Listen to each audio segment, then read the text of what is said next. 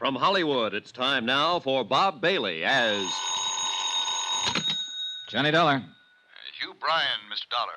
How are you this morning? Not so good. I didn't sleep very well. How'd you do? I think I have about what you want on John Reardon. Well, if you haven't, I can get it from Mrs. Reardon. What? Well, I thought you didn't want to tell her about the report, that her husband might still be alive. She knows. She overheard us talking last night. Oh. Well, what do you want to do? I might as well look at what you have and get this over with. How about an hour from now? I'll be waiting for you.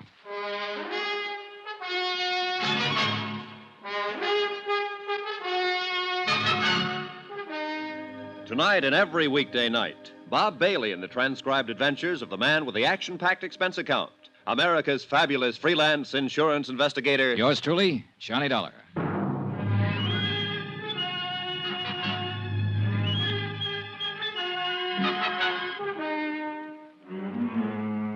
Expense account submitted by Special Investigator Johnny Dollar to the Universal Adjustment Bureau, Baltimore, Maryland. The following is an accounting of expenditures during my investigation of the Chesapeake fraud matter. Expense account item 6, $1.50. One collect telegram from Denver, Colorado. I've located Frank Bowers as per your request. Cursory investigation discloses little evidence that would lead me to believe he might be the John Reardon of Baltimore. Looks like a ham bone to me, Johnny. What do I do now? Signed, George Hanley, George Hanley Investigations Incorporated, Denver, Colorado. Item 7, $2. Same thing. Telegram from me. Things are about the same way here. Sit tight. I'll see you in a day or two. Love, Johnny. Once the telegrams were out of the way, I walked 3 blocks from my hotel to the office building of Hugh Bryan. It was an impressive place full of lawyers and doctors. Hugh Bryan looked a little haggard when I saw him. It took me a while to get all this together. Half the night. There wasn't that big a rush. Oh, get it out of the way. The sooner you have what you need, the sooner you can make sure, and the sooner I won't worry about it anymore. Did you talk to Elizabeth yet today? No, just last night. Oh, I thought maybe she might have called you this morning. I'm so sorry for that girl. Well, don't feel too bad, Mr. Bryan. We both did everything we could to keep the report that her husband might be alive from her. Awkward as it was. Yes, I know. I still don't understand it, I guess. Well, a man named Coombs, an insurance official, thinks he saw Reardon in Denver last week using the name Frank Bowers. He's sure that Bowers was Reardon. If he turns out to be Reardon, the insurance company's been taken for $20,000 they paid to Elizabeth Reardon, just to set you straight. Oh, that'd make Elizabeth party to a fraud. And John. Lord knows that's silly. Well, silly or not. Yes. Well, here's what I have.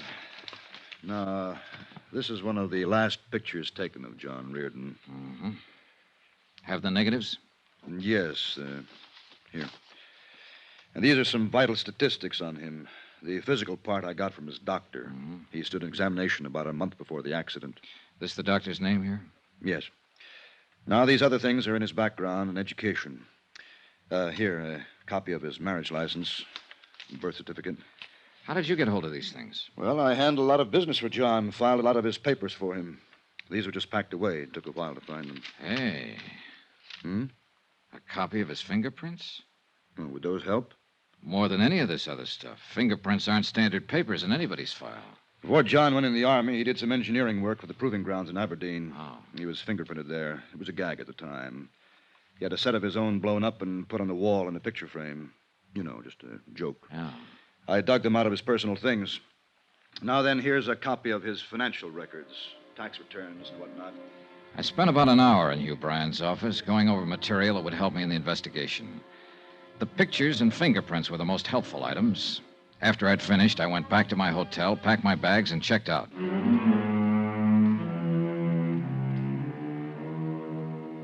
Expense account item 8, $398. My hotel and incidentals in Baltimore and plane fare to Denver. I got there at 9 in the morning. The air crisp, thin, and full of sunshine. I rented a car at the airport and drove into town. A half an hour later, I was talking to my detective friend, George Hanley. How do you like Denver, old pal? I haven't been here for a few years. Doesn't look the same. Bigger and better, huh? They're thinking of putting up buildings as big as those mountains over there. I love it. So does the wife. I'm glad. You ought to try a place like this for a while, Johnny. Maybe I will. Ought to find yourself a girl and settle down. Let's us settle down, Georgie. Huh? Oh, sure. How'd it go? You asked me to look into Frank Bowers. I looked into him as much as I could without talking to him. There you are, Johnny. His bank account, his friends, his troubles, his enemies, everything. Mm-hmm. How about his police record? One traffic violation 2 years ago. Never been in any kind of trouble around here. Gets along fine with everybody. Well, tell me about everybody, Georgie. His laundryman, the milkman, the guy who tends bar in his neighborhood, the man he buys gas from. I talked to all of them. How about the people he works with? Well, he don't do much of that as far as I can see. He's got an office downtown, calls himself a consulting engineer. Goes there once or twice a week to pick up his mail. Well, now, that's a very nice way to be able to live. Is he starving to death, Georgie? No, he's got a good bank account. Makes regular deposits.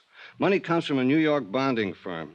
He owns a little two-bedroom house out beyond Park Hill. Paid $38,000 for it. Well, Sleeps in one bedroom, uses the other one for a kind of studio. Putters around with clay, oils, and according to the nosy dame who lives across the street, he tries to write. how about his friends? Lots of them. Pays his bills, gets drunk now and then, normal. Tell me about his wife. He hasn't got one. Lives alone. Find out who he goes with, Georgie. No, as much as I could find out, he doesn't go with anybody. Enemies? Well, the guy in the cleaning shop hates his guts. Bowers doesn't like his shirts with starch, Did you check out the residency business? as far as I could.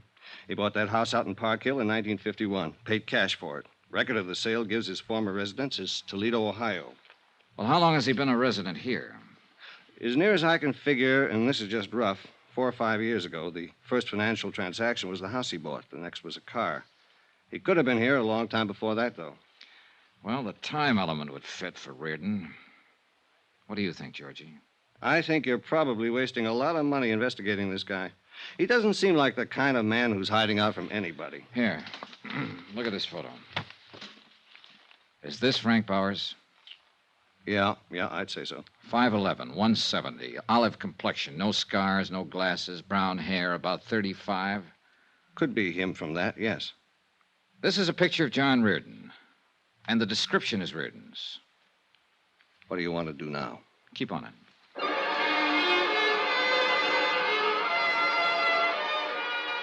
I got George Hanley busy making a check with some people in Toledo who could find out whether or not a Frank Bauer had once lived there. Then I took my rented car and drove out to the address Hanley had given me. It was in the east side of the city near the airport, a one-story frame house, a 53 Merc in the driveway. I'm looking for Mr. Frank Bowers. Oh, who are you? Johnny Dollar. Oh, I'm Frank Bauer. Well, I'm an insurance investigator, Mr. Bowers. I'd like to talk to you. Oh, come on in. Thank you. Take chair anywhere, huh? What's on your mind? Just making a routine check, Mr. Bowers. Thought perhaps you could help me. I don't know anything about my neighbors, if that's that kind of thing. No, I'm running down a report that came across our office in Baltimore. Baltimore? Ever been there, Mr. Bowers? No. Swell place on Chesapeake Bay. Well, I like Denver. What's this all about? Huh? Well, do you happen to remember a few days ago when you were at a place called the Ship's Tavern? Well, that's in the Brown Palace. This was last Friday, to be exact. Should I remember?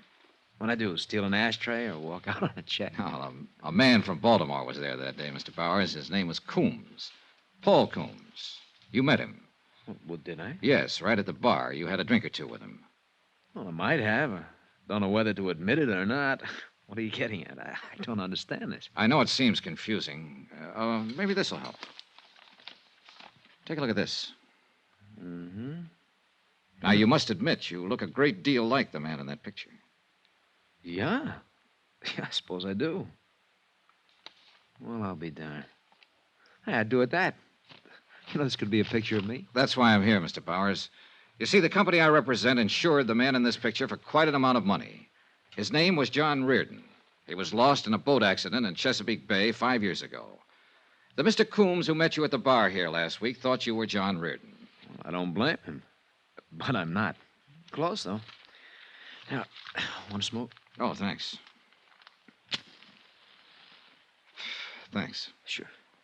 Mr. Coombs was a lifelong friend of John Reardon's. I have his sworn statement here about that meeting with you and the certainty of his identity. You do? Yes, right here. Would you like to see it? Well, not particularly. I understand you went to Ohio State. What year did you graduate? I didn't go to Ohio State. Look, what is this, huh? Well, that's what you told Mr. Coombs. It's in the statement. Oh, I remember that bird now. Oh, I might have told him anything, Mr. Dollar. You know, he's one of those inquisitive kind, real sure of himself. Yeah, I remember. Look, don't tell me they sent you all the way out here from Baltimore. They did. On that guy's say-so? Mm-hmm. That's funny. Did you go to college, Mr. Bowers? What? I'd like to clear up that detail. Did you go to college? Well, yes. I went to Carnegie Tech, 36 through 40. You haven't lived all your life in Colorado, then. Where else have you lived? Look, do you have any right to ask me questions like this? No, but you'll help me a lot if you'll answer them. Well, why not? Okay, I've lived in New York, Pittsburgh, Kansas City, Toledo, around the country. Came here a few years ago with my health. Seemed good for my asthma. Ever been married? Once in 1942. It didn't last long. Oh, what else you want to know? Well, look, you in a hurry? I can come back later. No, if no, you- it's not that. Well, look, you seem like a nice guy, Dollar, but it just makes me uncomfortable answering these questions of yours. I appreciate the time you've given me already, Mr. Bauer. Please understand, it's a matter of establishing identity. But you know who I am. I just told you. That's true. I don't like this business much. Is there any way you can eliminate it? The most positive identification would be from fingerprints. Oh? Now, Mr. Bauer, I'm not so much interested in who you are as in proving that you're not John Reardon. If you volunteered a set of fingerprints, it'd save me a great deal of work and you a great deal of trouble. Well, sure. Why not?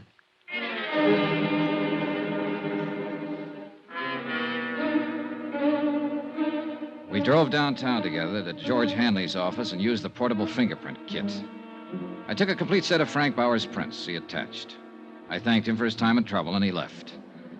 If he was trying to cover something, it certainly wasn't apparent from his conversational reactions. There had been a moment when I was sure he wasn't Frank Bauer. On the other hand, I was sure that he wasn't John Reardon. That cuts it, Johnny. Right thumb and index prints don't match at all. Oh, not even close, George. And I thought I was getting somewhere. I found out he was never in Toledo, or at least never registered or licensed as an engineer. Well, these prints do it. When you going home, Johnny? Oh, I don't know. There's no reason to stick around any longer. This is crazy. You proved your case with the prints. He was too anxious to help me prove it, Georgie. You ask any ordinary man on the street 2 personal questions about himself, and he'll tell you to go jump in the lake. You ask him for his fingerprints, and he's liable to smash you. So? Get on him. Stay with him 24 hours a day. Get a couple of other men. It'll cost you money. Get busy. Expense account item 9, $200, detective service. I didn't believe Frank Bowers. I didn't believe his background. And most of all, I didn't believe his fingerprints.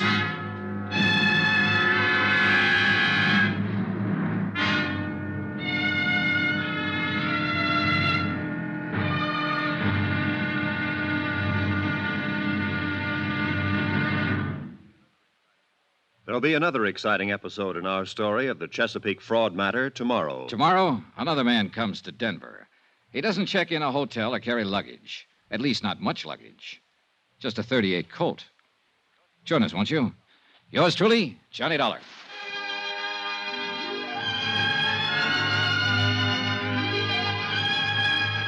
Yours truly, Johnny Dollar, starring Bob Bailey, is transcribed in Hollywood. Written by John Dawson, it is produced and directed by Jack Johnstone.